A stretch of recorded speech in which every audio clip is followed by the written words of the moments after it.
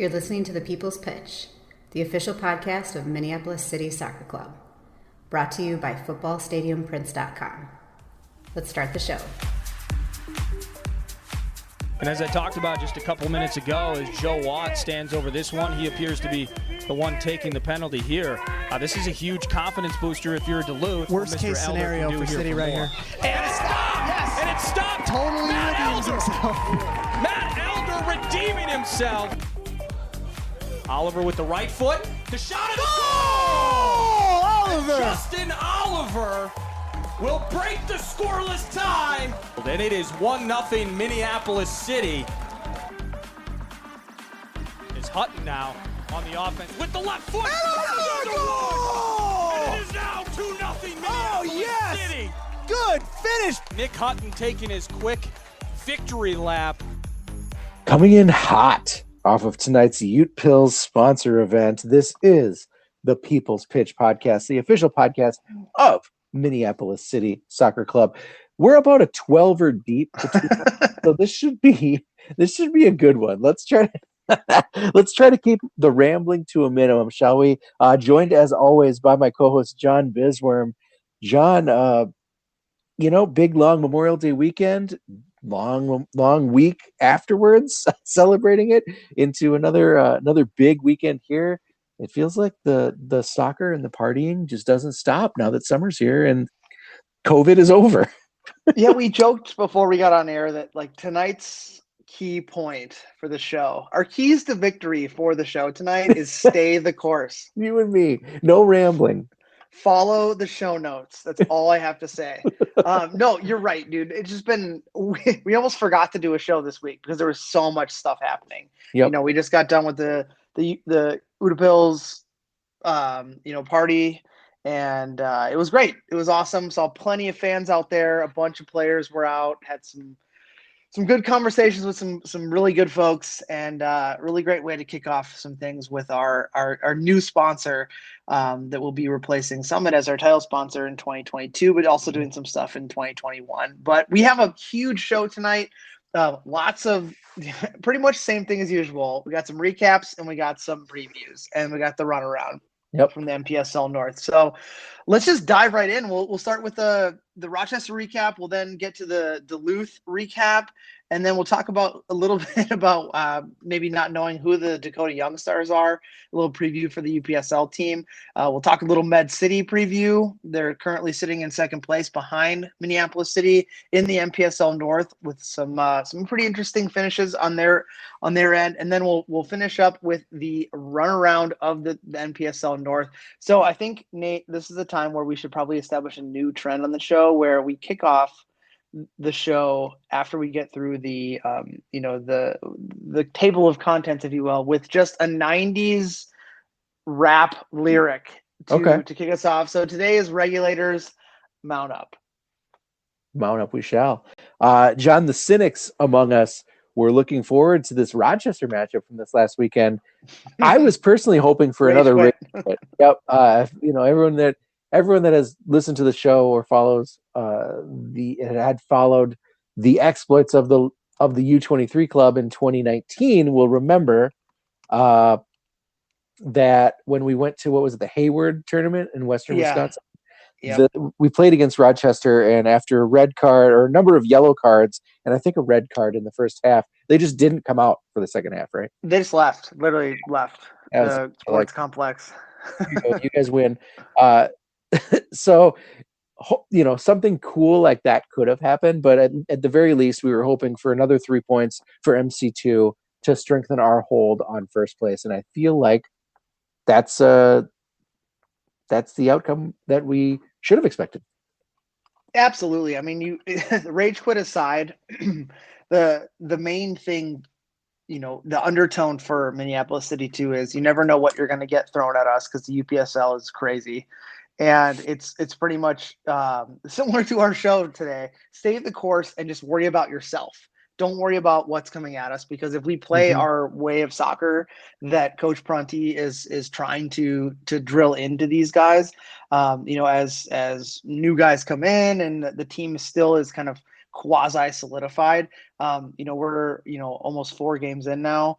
5 games this weekend, and we still don't necessarily have the semblance of everyone together, and we're starting to get that. So yes, absolutely. But sorry, folks, no rage quit this time. But we'll talk about a little bit of rage that did happen in the game, as I was on the bench being the van driver, kit man / assistant coach. The starting lineup for Minneapolis City 2 against Rochester was a little bit different. We saw Ben Schliemann, the Futures call-up goalkeeper, making his first start in net for Mitch Wolf, followed by a backline of Logan Huber, Will Orser, and Ethan Anderson. And then your 5-man midfield in what we'll call it the Prunty 3-5-2 was Wes Lawrence on the outside, Luke Lindsay on the other outside, Scotty Heinen at the 6, and then you had Abai Habat and Stephen Wright in the midfield in front of them. And then you had your dynamic duo, which we'll find out in a little bit more on, Derek Ullman and Cole Schwartz. And then game changers for this one was another U23 call-up goalkeeper, recent Futures player, not U23 call-up, Futures call-up, recent Futures player, Peter Forseth, who also is from the Minnesota United Academy team, joining us for his summer soccer, supplementing with us for summer soccer. We had Abdi Kadi, McCrae Drong, Esteban Badillo, Josue Batule, Adam King, Nick Sikowski, and Jacob Popkin rounded out the bench. So the first half, Nate, it was kind of the whole experience was weird. I'm just going to throw it out like that. Oh, really? Shout out to both Pauls who made our super fans who made the trip, I think, as the only Minneapolis City fans outside of parents. So cheers to them for joining us. But it was uncharacteristically fast, hot start finally by Minneapolis City. We constantly say we have that Minneapolis City slow start, but they didn't start out slow this time. And I'm not going to say it was me because I was on the bench, but we did talk about in the team talk that Coach Prunty made it clear that we can't have the slow start because I was there. And the guys performed some very good early bouts of possession, some really good defending, a lot of activity around the field, some 1-2 touch passing, which was really complementing the Prunty 3-5-2. And in the 25th minute, Cole Schwartz got on the end of a very nice 1-2 interchange with Derek Ullman, and we had our first goal. So within the first 25, fast start, Nate, scored a goal. Nice. However, in the 26th minute, a little less desirable action happened as trying to keep possession in the defensive third. We found Ethan Anderson played a ball back to Ben Schliemann, little under pressure. Probably would have liked to maybe see Ethan just clear the lines and go long, but he played back to Ben. Ben got kind of caught with an onrushing defender in the 6-yard box, tried to make a touch around him, got stripped 1-1. So again, another opportunity where we saw City 2 just have just an uncharacteristic error and lead to a goal right after we score one, which you don't want to happen, but it happened. So the lead up to that goal and subsequently after that goal was what I'll call just some disjointedness from the midfield. And it's not pinpointing anyone in particular. It was just the fact that the central three weren't pressuring the midfield of Rochester to the point where they were sitting back too deep, and they were giving a little bit too much respect to the players, and they weren't pressing. So what that was causing is a congestion in the back line, and then not necessarily allowing the defenders to have space to operate. And we were getting caught a little bit on possession, and it just wasn't working. But we did figure that out in the 40th minute. Another combination on another quick 1-2 from Derek Ullman and Cole Schwartz, who have seemed to really form a great partnership up top. I think what we're finding with those two players is Derek does a little bit more of the dirty work as a strike partner, checking back in and creating space, and Cole is just really good at running in behind and getting those opportunities. But we saw another quick 1-2 exchange from Derek dropping in and then turning and finding Cole in space, and then we're up 2-1 So on the front foot. And then in the 43rd minute, a nice midfield exchange between Abai Habat and then Derek Ullman, again checking two and doing some of that work to try to find the ball. Found a quick 3-on-2 and had a nice square pass past the keeper, and we're up 3-1. You know what's funny, John, is in the Brooklyn Knights game, I feel like those roles were reversed. That it ended up to be Cole by the end of the game. That was the guy that was kind of dropping back and almost playing in that false 9 role, or even a number 10 role, like that link up between the midfield and the strike force that was Ullman and Schwartz. And it's funny that in this game they kind of swapped that, and it was Ullman serving as the link up and Cole being the one that was making those dangerous runs. It was funny too, because they clearly figured out how to play to their strengths, and combining on a hat trick together from an assist and a goal scoring perspective is very impressive. But it was funny because in the group chat before the game, Derek said, I'm going to be staying the night in Rochester with some family and friends, and I'm going to try to find a hot rich doctor to marry after the game. And I told him, I said, you know how you get that hot rich doctor? As he was warming up, I said, you score a hat trick. Well, he did almost that. He set up the hat trick. A gentleman's hat trick. Yeah, a gentleman's hat trick. Which again, I think would really find a hot doctor, right? Like knowing that you're a gentleman. Yeah. I mean, but news is that he didn't find the doctor. He didn't find his future wife. But anyways, I regress here. Just before halftime, Rochester at that point had completely fallen apart. That third goal broke their back. We didn't quite have the rage quit that we were looking for, but it was the next best thing, really. It was just deflating an opponent right before halftime with a third goal that is kind of tough to climb back. You have to score 3 in the second half yourself in order to try to figure things out and try to get the result. And even just scoring 2 to try to get a point off of a team that was clearly the better team on the day. But there was just a bunch of weird shit that happened again. Some really bad reffing. I thought that the center official was just kind of allergic to calling anything more than just the basic foul. So a lot of physical play, a lot of Rochester guys coming in after the play when the referee had his back turned, kicking guys and sliding in, and it was just, I think, poor officiating with the persistent off the ball fouls. And I feel like this conference is allergic to handing out the cheese, Nate. I think it really is. I mean, we saw in the FC Minneapolis game a clear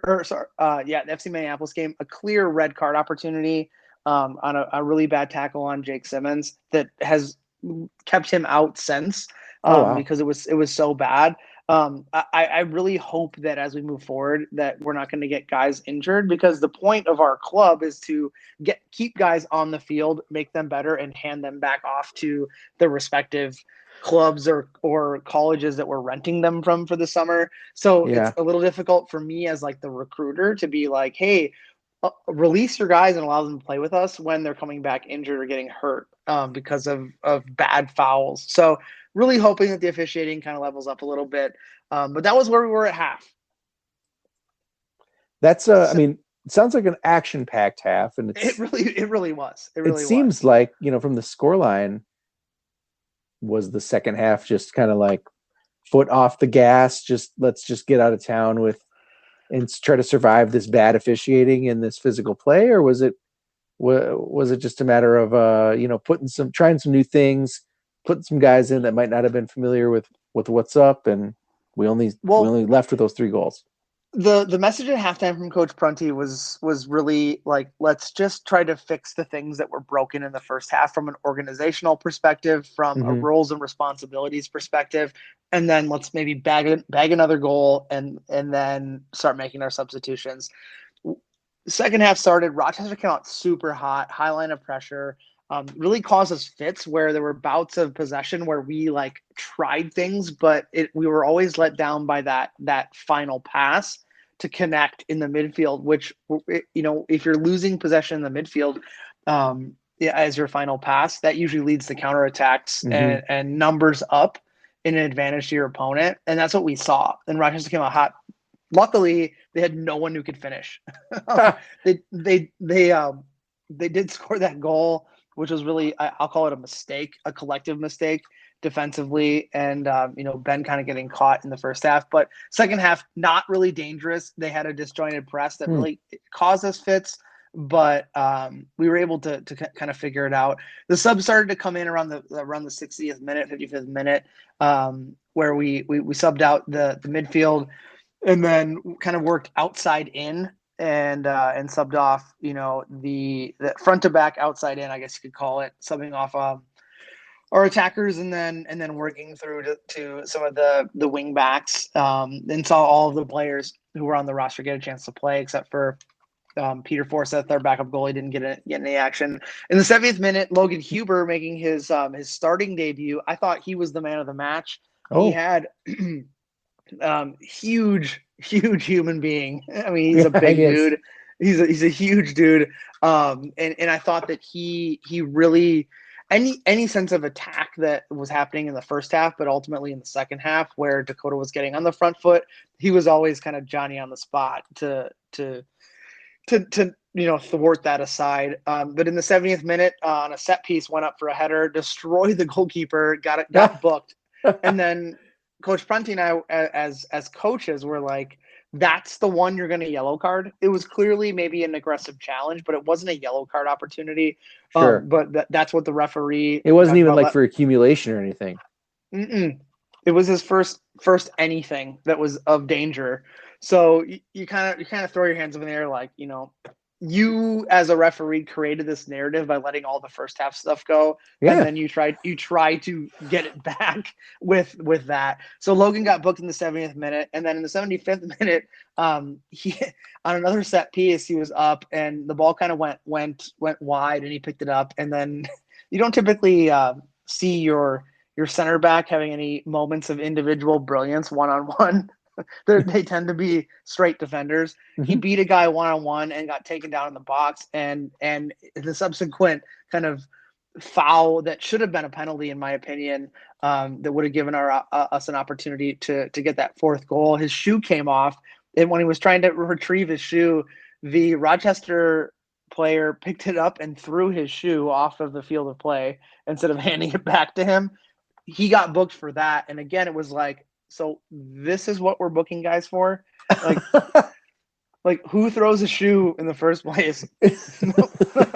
I mean, it's a valid booking, but still, it's like, come on. Right. Yeah, like, come on, dude. Like, just hand the guy a shoe. His retort was the fact that it was a danger in the field of play. He didn't want to step on it, so he decided to just huck it. Just get it out of here. Yeah. So that kind of ended the action. The substitutes that came on, kept pressing. Nothing really materialized. Josue had a pretty good chance in the second half that he didn't convert on. And it's kind of a confidence thing for him right now. He's getting the opportunities, but hasn't really put one in. But he may be one of those strikers that just needs the code to kind of be unlocked. And it didn't go his way, but he still had some opportunities. Was very active. The midfield kind of figured itself out. I thought they still were a little bit disjointed. Prunty went to a 3-4-3 out of the 3-5-2 in the second half with his substitutes coming in to play to their strengths, and it just really didn't work from like a perspective of beautiful soccer, right? Keeping the ball, 1-2 touch, moving off the ball. It created the triangles with the formation, but we didn't really execute on it. So then pretty much, Nate, the whistle blew and we got the hell out of Rochester. Yeah, I mean, it sounds like it. That second half was just kind of like, let's make kind of sure that we're doing the right things. We're playing the way that we need to play, and it's kind of it was a good opportunity to just practice almost, right? Get 3 points. Yeah, kind of a dusty fart performance. Let's get out of there. That's pretty much what it was. But we got the 3 points, so it doesn't matter how we played. We scored 3 goals and we got out of there. So that's fine. Good. Yep, and that was against Rochester, who's now the bottom of the table, right? If I'm remembering right, I'm looking at it right now. Yeah, 0 wins, 1 draw, 4 losses. Definite bottom of the table performance for them. Too bad, because you kind of hope that there was a little more soccer talent down there in order to stack the Med City lineups eventually, but it is what it is. So pretty cool. How did we do, John, against the keys to victory? I think I may have written over these. No, these are they in the lineup. These are what you had said. Good. Yep. I thought it was the old Utepils kicking in here. Nope. Number one was keep banging in the goals. I think 3 first half goals, a hat trick from Cole, some good cohesiveness between our strikers. I thought was great. I'll give that one a high mark. I think further refining the team shape. I thought the 3-5-2. We absolutely have the players to play it. But I still thought that we're still in the early stages of figuring it out. And and it seems pretty logical for me to say this, but it truly has meaning. When the 3-5-2, when done right, is almost unstoppable. Look at Italy. Their national team, they play almost solely a 3-5-2. They've done pretty well historically with that 3-5-2, but when it doesn't work, it really doesn't work. And yeah. I thought that we were caught in between it's kind of working and it really doesn't work. And it's just going to take some time to work through that, because I really don't believe that any of the players that are on this squad play that elsewhere. So it really is a figuring out. So I think refining that team shape is going to be an ongoing, consistent thing. And then finally keeping the clean sheet. I think it was just that defensive error that it kind of put our goalkeeper under pressure that was not necessary. We could have hoofed one out, like I said, to clean lines, but we didn't. And, Ben got caught and he did what he probably could have thumped it, but maybe there was a weird deflection that would have resulted in a goal as well. So it's not really on him. But we didn't keep that clean sheet. But all in all, I thought, like I said, we got 3 points, top of the table, and we're moving forward. We're moving on to the next one. Yes, absolutely. Another 3 points for Minneapolis City, who seem to have solidified a really good attack and are taking advantage of the fact that these teams only get one look at each other on the season. So even if, you got to make a good first impression in the UPSL Midwest, right, John? So you got to come out and hope to secure all 3 points, at least 1 point per game to stay competitive, because there's no return fixture. So far, so good. Yeah, absolutely. And I that was part of the pregame message, was when you pull the shirt on, you're expected to win with this club. So do what you have to do to secure the 3 points, specifically on the road too. So they did that job, and that wasn't a key to victory, but it was a Coach Prunty key to victory in the locker room. And the guys did it. They grinded out the win, and we move forward. Moving forward, we shall into the key matchup in the NPSL North from last weekend. It's always a big matchup when the two arch rivals of Minneapolis City and Duluth face each other in what truly is a hotly anticipated match, as they are the only 2 teams that have ever won this division. So it's the one that people circle on the calendar. And we talked a little bit about too how we both kind of love that midweek Duluth game. And I don't think this one had any different anticipation than the ones have in the past. No. From a starting lineup perspective, not a ton of changes. We saw Matt Elder in goal, Charlie Adams, Jonah Garcia, Max Kent making his return in the back line with Matt Murakami, Max Stigward, Dom Mesgen replacing Ian Smith in the starting lineup, Lionel Vang at the 10, and then our front 3 didn't change with Will Kidd, Mito Youssef, and Justin Oliver, with your subs being Troy Lewegi, Miles Stockman-Willis, Brian Lopez, Kevin Andrews, Arthur Perrins, Ian Smith, and Big Jack Berry. And all players except for Troy featured in this game. Worth noting the return of Brian Lopez to Minneapolis City. We didn't talk about him, I don't believe, on last week's podcast. At the time, he was kind of a surprise. But Brian, talk a little bit about, and there's maybe some foreshadowing, but talk a little bit about what Brian has been up to ever since he featured for Minneapolis City in what was kind of a warm-up summer for him ahead of his search for a professional team.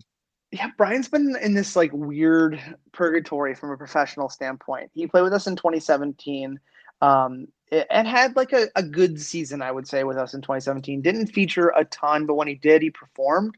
Didn't light up the score sheet at all in 2017, but was still going into his final college years. standout player in club and Marshall, right? He went to Marshall. And yeah, he went to Marshall.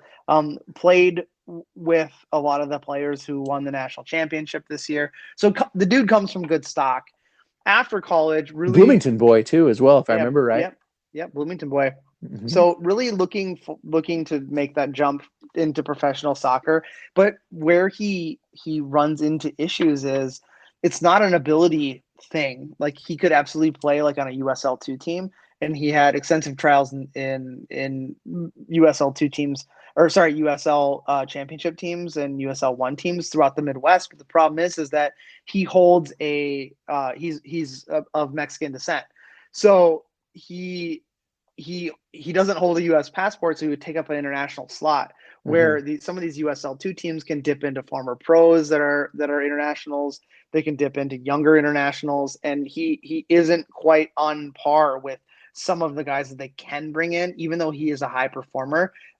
So he just gets caught in this like yes but scenario, and then move back to Minneapolis to try to kind of figure out what the next thing is, and then ended up in our laps, which we're happy to have him. No kidding. So early in this game, John, City managed possession really, really well. I think we seem to be ready for Duluth's approach. We had talked about it a little bit last time. Duluth is under Sean Morgan. Duluth is going back to how Duluth played in the past, and I don't mean donkey soccer. I mean very direct. 100%. Right, looking for that penetrating ball to either a speedy attacker or a strong attacker that's going to be able to turn and make that shot. And it didn't feel like City's midfield was going to let that happen for a good chunk of that game, good chunk of that first half.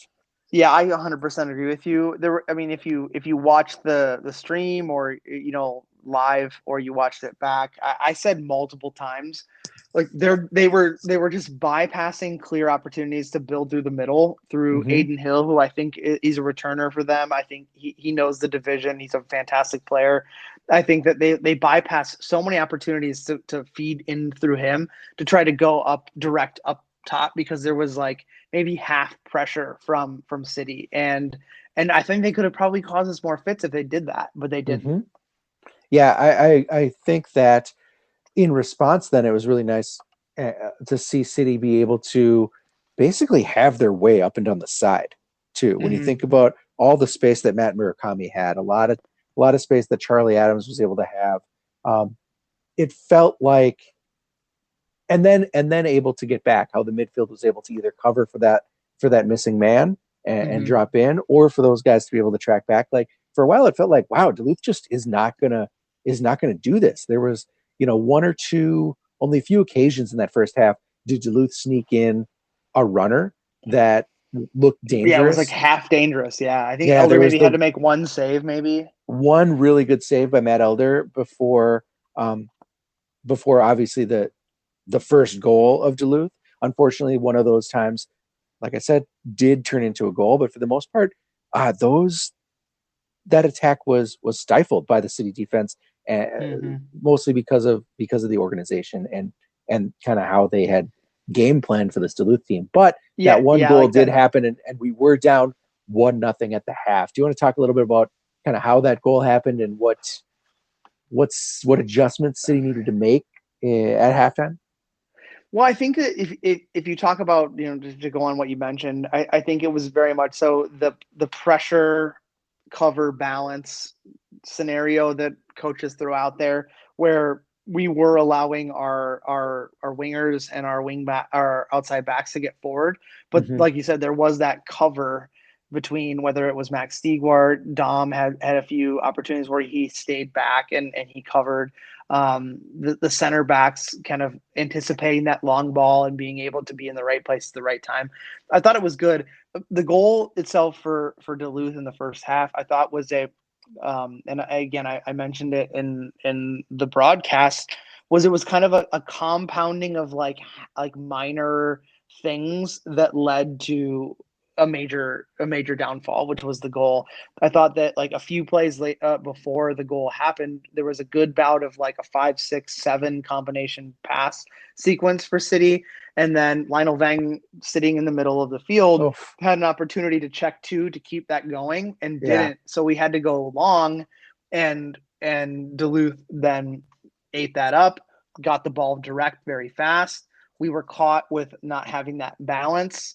Matt Murakami had to do his best to go almost completely on the other side of the field to win the ball. Got what I thought fouled but stripped, and then our center backs keeping 3 Duluth attackers onside in the 18-yard box, and then it was a good finish. I forget what that guy's name is who scored the goal, but he's banging in goals against the rest of the competition in the conference. So not a guy you want to leave open. No, not at all. And I'll pull that guy up right here because he has been scoring a lot of goals for Duluth. Was it Sidney Warden? Sidney Warden, yep. And he's not your typical like Farrar style big body. He's kind of short, but I think we'll talk about what happened in the second half. But in the first half, 1 shot, 1 kill. Totally. So like that's the kind of thing you have to understand. Like when I mean, sometimes you won't figure it out until it happens to you. But the guy can finish, so you have to recognize to put a body on that number, no matter where you are in the field. Yeah, so you could say that goal came against the run of play, given City's string of possession, given their ability. I mean, on the ball, Lionel Vang, Dom Mesjian, like they were tons of space and able to do almost whatever they wanted, even when they had little to no space. Like the way that Dom was able to dribble out of trouble or to dribble past his man. Same with Lionel Vang, able to dance around in the box and find a shot that ended up to be well saved by Duluth's goalkeeper Daly. Dude had a huge game. City just felt like they were just missing something. Like they were primed to come out in that second half and score. And holy shit, score they did, man. Hot start to the second half as it must have been 4 or 5 passes in and around the box, kind of out wide, central, chipped over the top from Stigwart, headed back into the center by Justin Oliver, and there's Mito Youssef basically sliding the ball in with his body. Like couldn't quite. I don't think he quite got a foot on it, John, but I think it hit a calf. It definitely went in into the net along with half of Mito's lower half of his body. He gets up. It's definitely a statement goal as City comes out with less than 2 minutes into that half and ties that game up. And then right away, City is back on the attack. I would say a matter of minutes later, our second goal comes, and all of a sudden City has the lead in this game, and we look, as we did in the first half, in control, ready to ride this game out, potentially ready to maintain our danger and pile on the goals. But as are most Duluth games, this one was a roller coaster ride because, again, against the run of play, Duluth able to find their danger man in and around the box, and they're able to tie it up just a minute after we score our second goal. What happened there? I mean, I think the disappointing thing for me was that, like, from a defensive perspective, over the course of the first 4 games, or maybe 3 games, Minneapolis City like controlled the narrative defensively. Like there was never any instance where, outside of maybe 1 or 2 chances where Elder had to make a save, the defense did all the work in front of him. In this instance, it was a complete breakdown, I think, where the ball goes out wide, and then again you're losing a mark on a very dangerous attacker who's already on a goal, and the ball comes across by no fault of the outside defender or outside midfielder tracking back, whoever it was at that time. It escapes me. Maybe I think it was Murakami, who was having a great defensive game outside of the, what I said was a foul maybe on the first goal and having to do some extra work. And on the second one, just not stepping quick enough, the ball coming across. And then our central defenders not stepping again onto Warden. And it was a great goal. I thought it was probably the nicest goal of the game, to be quite honest. Just kind of taking the ball off of his chest away from the defender, hitting it one time with his left foot, and then now we're drawn again against a team which we had statistically, if you're looking at it, dominated from a possession standpoint. Like, we kept the ball a lot in that game, in the first half and in the second half. And you look at the benches of both teams. It's early in the season for Duluth, but not able to really go that deep, where then you look at what Coach Van Benschoten can go to on his bench, which we'll talk about here in a second. You don't want to give that goal up, but you always know that there's that hope that we put in the guys to change the game, and they do. And we've done that every single game. Our second half has been our strongest half. Amazing segue, because that is exactly what happened. If City got serious to start the second half, they got seriouser to after that second goal against, because we really turned it up, man. And when you think about who we put in, you think, oh, we took Justin Oliver out. Oh, we took Will Kidd out. Yeah, but we put in a fresh-footed Kevin Andrews, who was able to dance all over his defenders. We put in Brian Lopez. The attack for City only got better. I shouldn't say better. The attack for City got added. There was some dimension added to it. That was able to keep Duluth guessing. And if it weren't for an amazing day by Duluth's keeper Daly, who I would say was insane on the day, a number of short range saves that really kept his team in the game. This could have been a blowout. We could have been looking at 5 or 6-2 if it weren't for Daly. Kevin Andrews had 3 shots on goal from extremely short range that Daly was able there was a sequence where he had like 2 in a row. There was a header that Daly was able to quickly parry over the top of the bar. There was, like I said, Lionel Vang with a laser that was basically right at him, that ended up off of Daly's knee or his leg.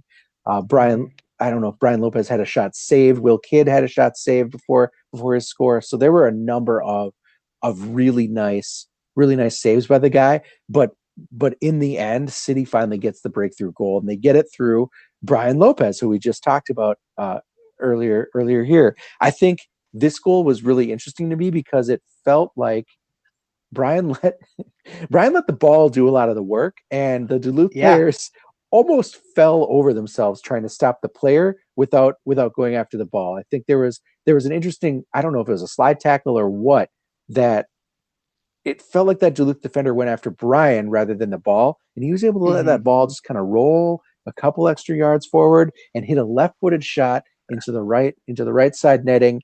A slow roller, but Daly was not in position for that. And that was the one goal he didn't want to let in. Yeah, I mean, I think that you described it 100%. Like, Brian really read like the body positioning of the defender, and he didn't even have to throw a fake or anything or a feint in. He just kind of, like he said, just let the ball roll just past the defender, and didn't have to hammer it home. Just put it where Daly wasn't. And that's the type of thing that you get from a player who's been in and out of trials with professional clubs. Like, those little things, like, you don't have to hit a ball at 100 miles an hour.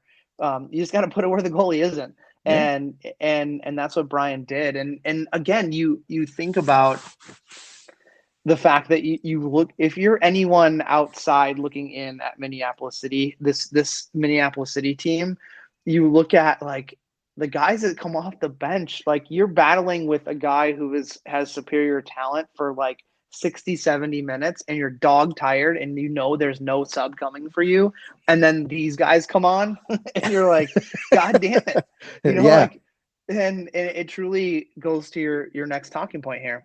Because obviously late in the game, MVB Coach Matt had a lot of thinking to do. He had already kind of been playing a chess game with Duluth, putting on a couple of those attackers like Brian and Kevin Andrews in replacement for 2 of City's tried and true attackers, Will Kidd and Justin Oliver. And how do you keep evolving the squad? How do you make sure you can hang on to that lead?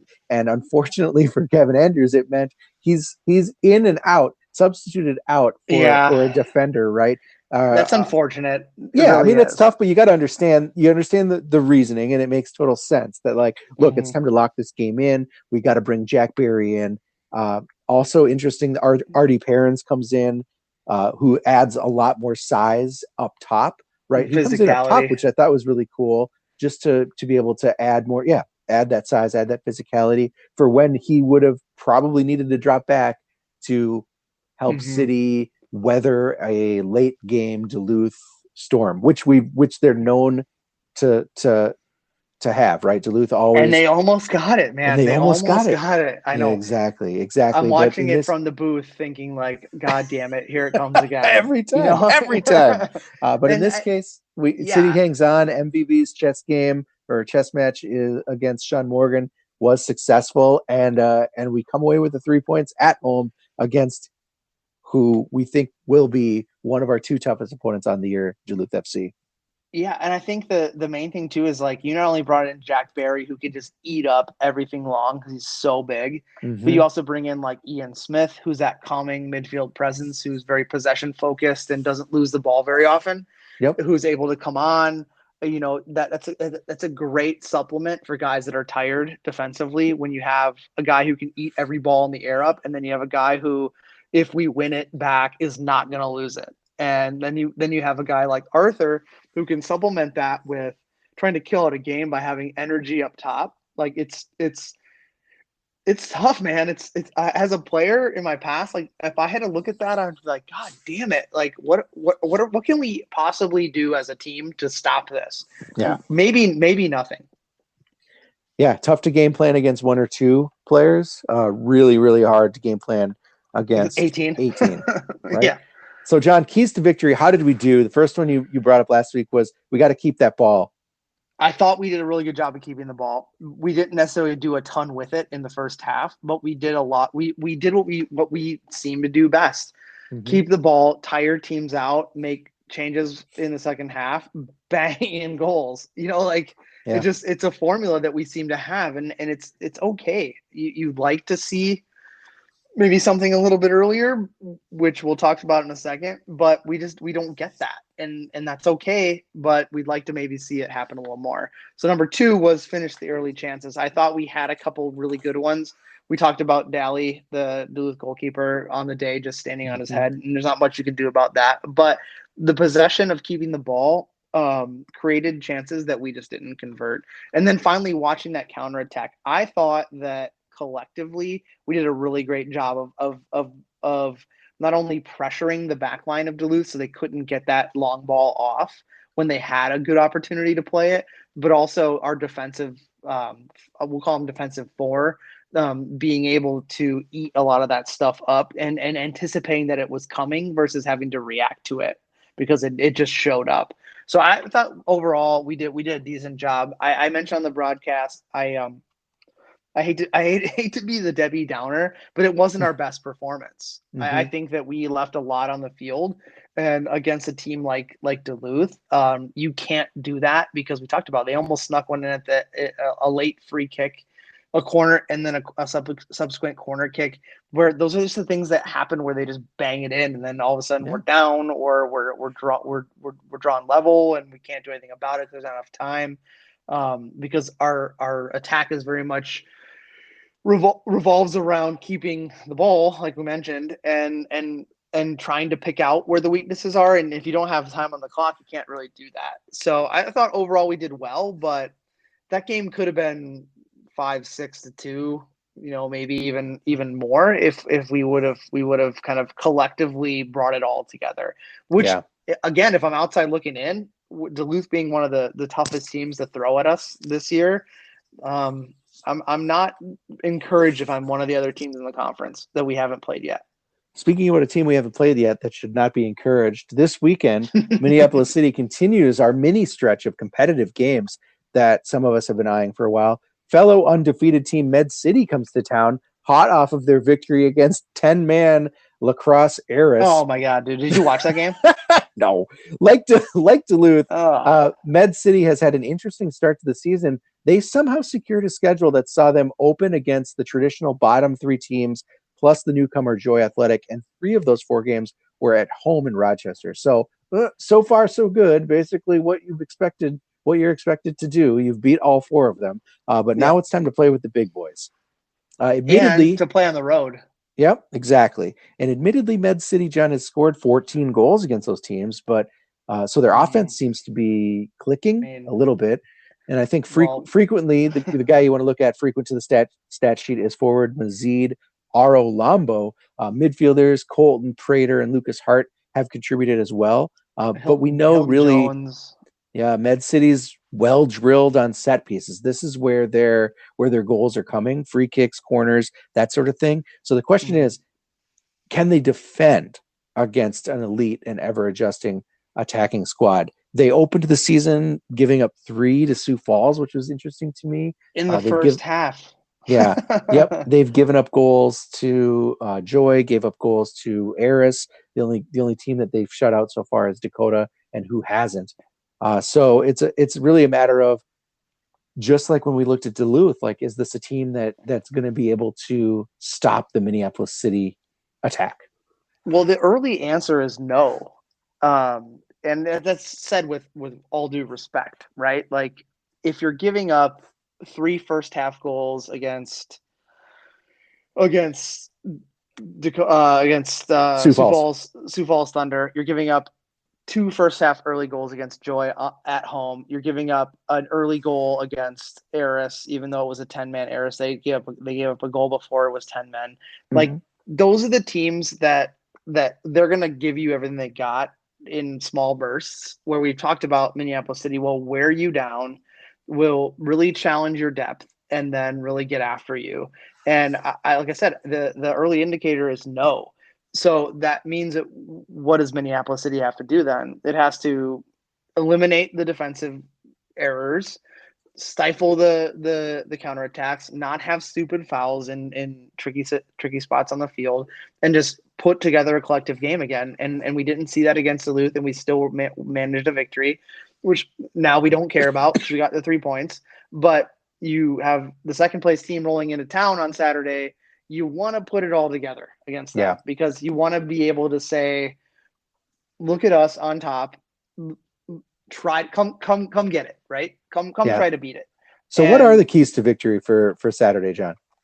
I think number one is watch set pieces. I think we've mentioned it, or I don't have to beat a dead horse here. We've mentioned it early on. A lot of those goals are coming off set pieces. I think that we need to make sure that we're locked in, we're marked up, and that anywhere will do when something's coming in from long range. We don't have to worry about trying to control the ball when we're trying to clear anything out. It's just get it out of there, get our shape back, and then collectively look to win it back again. Whether it's it's pressuring the back line or it's pressuring the midfield. Like, when they have the ball, like, just eliminate their ability to pump in goal scoring opportunities. Number two, I think, is control the narrative through possession. I think that it kind of adds on to what I just mentioned. I think that we really need to do what we do best, which is keep the ball, change fields, not be overly cautious with the ball, but also have some sense of patience, where we're not going to try to force something. We're going to really truly find where we can exploit a weakness and not just attack to attack. And then finally, we have to score that early goal against this team. And that early goal stretches. I've watched I think 2 or 3 Med City games in kind of preparation. And every time they're scored on, what you see happens to them is they get stretched, where their back line is kind of rooted in the back because they don't want to get countered on, because our division's very counter heavy. But what they don't have is then numbers in the attack. So if we can get that early goal and stretch them out, that possession piece is really going to wear them down. Yeah. So we'll see, man. It's going to be another tough one. They're hard to beat. Everyone's hard to beat, even the bottom teams in our division. Well, this tilt against Med City is the second half of Saturday's doubleheader. We'll talk about the first in a bit. Kickoff's going to be at 6 p.m. at Edor Nelson Field. Grab those tickets ahead of time at mplscitysc.com. And remember, if you buy a ticket to the UPSL game, you get to stay for the NPSL action. Speaking, John, of the UPSL game, our MC2 squad is riding high on the away win at Rochester. We welcome Dakota Young Stars to Edor Nelson at 3 p.m. on Saturday. MC2 currently sitting top of the table, as we said, 3 wins and a draw. But we are welcoming the third place team with Dakota to our stadium. Now, the thing with the UPSL, or at least our Midwestern division or conference or whatever, however you want to call it, is that it's so inconsistent. Like, it's hard to even look at this table and say that based on record, you can predict what a team is going to do week in and week out, because we've welcomed Brooklyn Knights to Edor at the top of the table and just destroyed them. So how do you prepare for a week in the UPSL when you really don't know like how good some of these teams really are, if they're good at all? I'm going to be honest. Previews of what teams are going to throw at us kind of are useless for moving forward on our show here for the UPSL. We really never know, what this division is going to throw at us. It's always up for grabs. We're clearly in the pole position. I have no idea who the Dakota Young Stars are, because they're a new team to the division like us, so they don't have like a history. I think that they're similar to the Brooklyn Knights and the FC Minneapolis of the world, where they just have been in and out of different leagues and whatnot. And I honestly couldn't tell you. So I'm not even going to pretend. But what I do know is how they performed this year. They currently sit third behind Minneapolis City, and then Brooklyn Knights sitting in second place with 4 games played, 2 wins, 1 draw, 1 loss. That draw came in game 1 against Rochester, who we just beat 3-1. They beat Turbo Sports and then lost to Brooklyn Knights 1-0. Lost to Brooklyn Knights, and then they also beat Valora, who is the previous division champions, 1-0. So it's all over the fucking place, man. I don't even know how to explain to it. So who knows?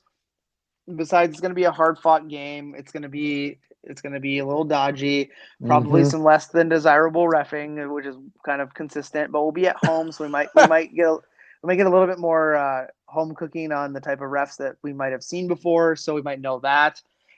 Who knows? But we don't have to worry about them. We have to worry about ourselves. From a key to victory standpoint, I think it's keep up the goal scoring pace. We just scored a brace against, we just saw Cole Schwartz and Derek Allman really kind of formulate that partnership, combining really well. Yeah, so I think you look to ride the back of that until it doesn't work anymore. Then you add in some adjustments. I think number 2 is play better as a unit. I talked about it in the rundown of the game against Rochester. It wasn't great.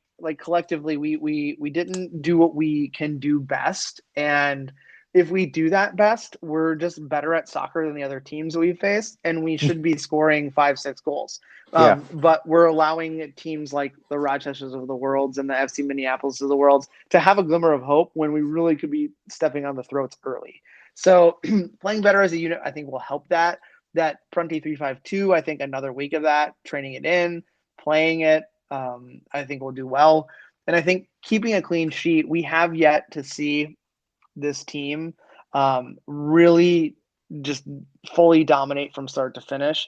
And a couple blemishes on just some silly things that have happened have seen us not be able to keep the clean sheet for no fault of some of the goalkeepers, whether it's Mitch or whether it's been Ben.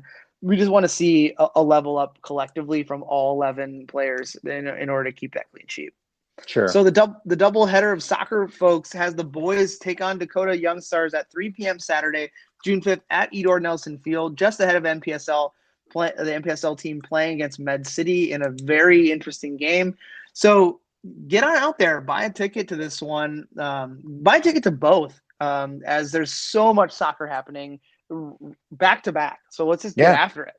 Since the last show, John, prior to Memorial Day weekend, we have seen the conference start to play out pretty much how you'd expect when we go back, if we're swinging back to the NPSL North at this point.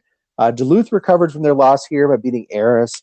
Sioux Falls proved that they've got some goals in them still on the season with a 4-1 victory over Dakota, only to get beat in St. Louis Park by Joy of the People, a Joy team hoping to right the ship after a loss to Med City wrapped up the difficult opening to their season. So taking a look at the current table, you can see that, City is pretty much where they're supposed to be at number 1, trailed by also undefeated Med City, Duluth with 2 wins and that loss. having started their season a little late. Joy the People, Joy Athletic, I should say, in fourth place, playing 5 games already this season, 2 wins, 2 losses, and a draw. Sioux Falls with the win and 3 losses in fifth place, and then trailing is Eris and Dakota, neither of them with a win, but Eris with a draw on the year. Barring a few surprises, this feels like the order that we can expect the table to remain for the next month. John, do you see any movement here? Like, it feels like it's going to be a race between Duluth and Med City for second. Joy should remain probably in a comfortable fourth place, and then you just follow the table down to Dakota, who is most definitely the new Eris. Well, I see 2 narratives at play here. One, you just mentioned it. Dakota is the new Eris, and Eris is still Eris, but Dakota is more Eris than Eris. So that's number one. I don't know if you pick that up, folks. I'm sorry, but that's truly what's happening. More Eris than Eris, more human than human. Number 2 is that Joy of the People is the new Twin Stars. Yeah, They're the team team that might sneak a win against wins the games they should win and might sneak a result against the top teams. They have yet to do so, but there's always that return leg where they can kind of figure their shit out. But when you're looking at scoring 13 goals and giving up 10 in those 5 games, your defense is a little shaky. So if you're going to want to beat the top 3, which I believe is probably the order at which you're going to see it, I would maybe see that Duluth and Med City actually play each other 2 games in 4 days or 5 days, like that, back to back. So you never know what's going to come out of that. But the top 3, I think, will be, any one of those of the 3 teams that are there. Joy will still stay strong in the middle of the pack, but I don't see a ton of movement beyond that. Like Sioux Falls could surprise somebody. It's the same shit, different day, right? Like Sioux Falls is always that team. It's hard to beat, but they'll win a really good game, and then some weird shit will happen, and then against Med City, and they'll draw, or they'll beat Med City or whatever it might be, or Duluth, or even us. So yeah, I see a lot of historical references here, but I also see not a ton of movement. Yeah, it feels.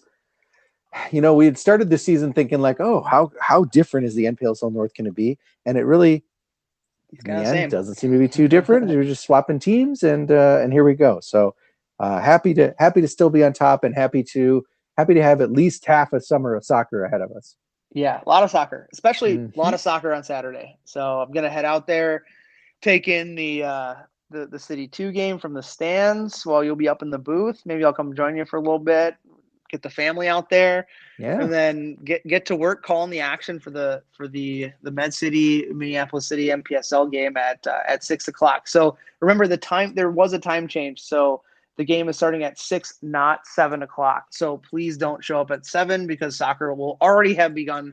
So get out there early. Just show up to both. That's my recommendation. But that is all for this week's show, folks. And thank you to our new show sponsor, footballstadiumprints.com. Everyone's got a tightly curated Zoom setup these days. Your living space is set up to show, the best to your clients or your coworkers, whoever you're talking to on that Zoom. If you're looking for the right props, say, I love soccer, but in a minute, but in a mature, cool, interesting adult way, tear down those posters of Ronaldo that you wanted to pair, and head on over to footballstadiumprints.com and just browse a litany of awesome-looking stadium design prints that they have, including, of course, yours truly, Minneapolis City's own, the Edor Nelson Field print, all available and printed on everything that keeps you classy, from prints to shirts to coffee mugs to notebooks, all that good stuff. Yeah. What's better is that City fans that head on over to footballstadiumprints.com and check out all the great stuff can use the code CROWS10 and save 10% off of their order. So again, that's CROWS10, and you can rock the home of the Crows or any of the lesser teams, I suppose. Wherever you go or you lay your head. Thank you again to our friends at footballstadiumprints.com. I was told by our main man over there that not one person has used the code so far. Maybe a few have since we've written this, but not a lot. So what gives, people? Go buy some shit. And remember, footballstadiumprints.com, maybe overseas, but all orders in the U.S. ship from the U.S. So no international additional shipping charges there. So remember, Crows 10, footballstadiumprints.com. If giving back to the community means a lot to you, maybe it's time to give to the club that loves to give back. Minneapolis City is a 501c3. It provides a safe, reliable, and fun environment for young people to play the beautiful game, like our upcoming summer camps, as well as through our Futures Program Scholarship Fund. So consider a tax-deductible donation to a truly city-focused organization. I said focused again. I can't not. We got to rewrite that. We got to rewrite that. We can't say focused anymore. It's just city-focused organization. Strike it from the record. Yeah. The season is clearly in full swing, folks, and I'm sure you have questions maybe about a new player, what the story is with Coach Van Benscoten, anything you want us to talk to, some insights that you want Nate and I to dive into on a particular match, whatever. What is the story with Coach Van Benscoten? Who knows, man? What is the story with that guy? It's easy. You can send us mail, hit us up on Twitter at The People's Pitch, or through email at mcscpodcast@gmail.com. Any questions, comments, and concerns are welcome. And finally, complain to Dan. He loves it. So please complain to Dan. He lives for it. On Twitter at MPLSCitySC. Thank you for joining us this week. That does it, folks. I am John. That was my main man, Nate. Start your weekend off awesome with partying at the Nelly for a double header. It's all City to the Moon all day long on Saturday. And